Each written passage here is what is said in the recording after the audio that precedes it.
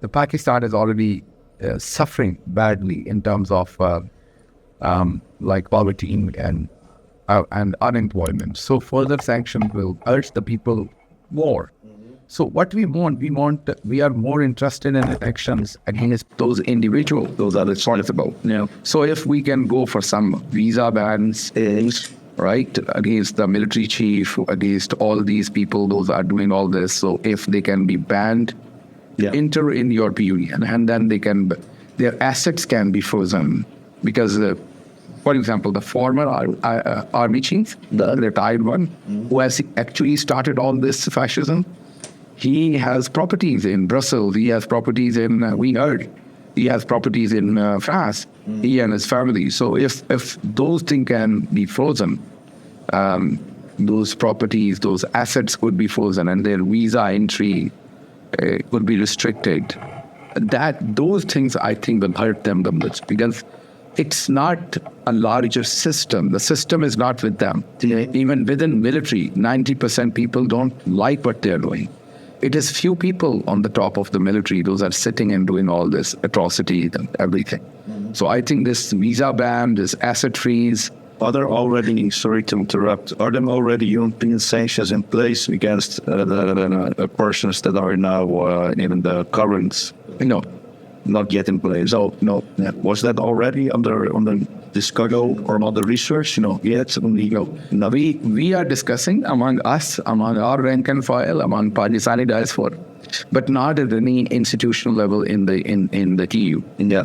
So I think that should be our priority. I think that is the way it can hurt more. And then if we can bring any binding resolution in your parliament, binding resolution which force them to stop all this. Yeah.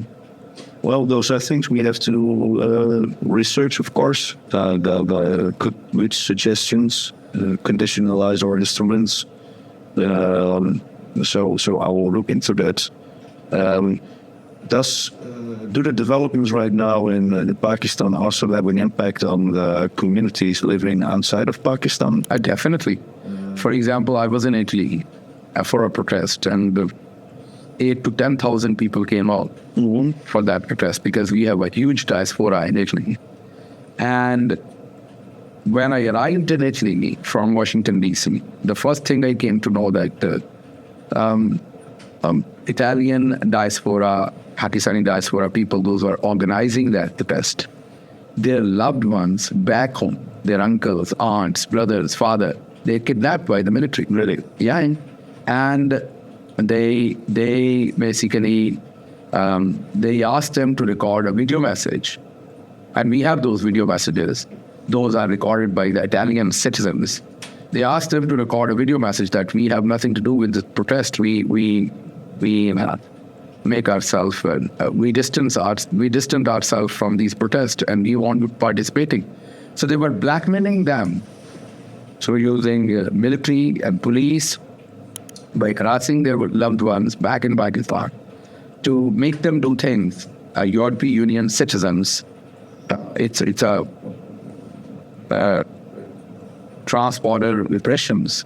So they are actually using their unfair means in Pakistan, their abuse of power, to impact European citizens. Then I met several parliamentarians in Italian parliament.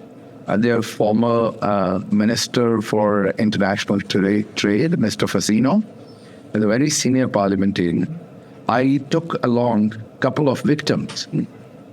Those were victims, and they are Italian citizens, and that is what has happened with them. And they given their testimony with Mr. Fassino.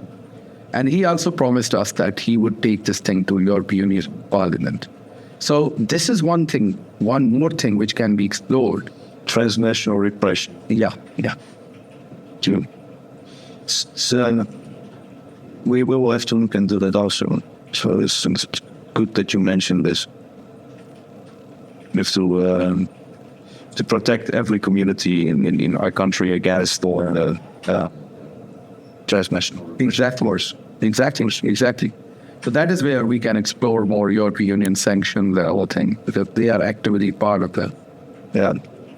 And how are your contacts here in the Netherlands with other parliamentarians and political parties? Not yet. They are able to connect, and if you can connect me with some other people, I'll be very appreciative of that.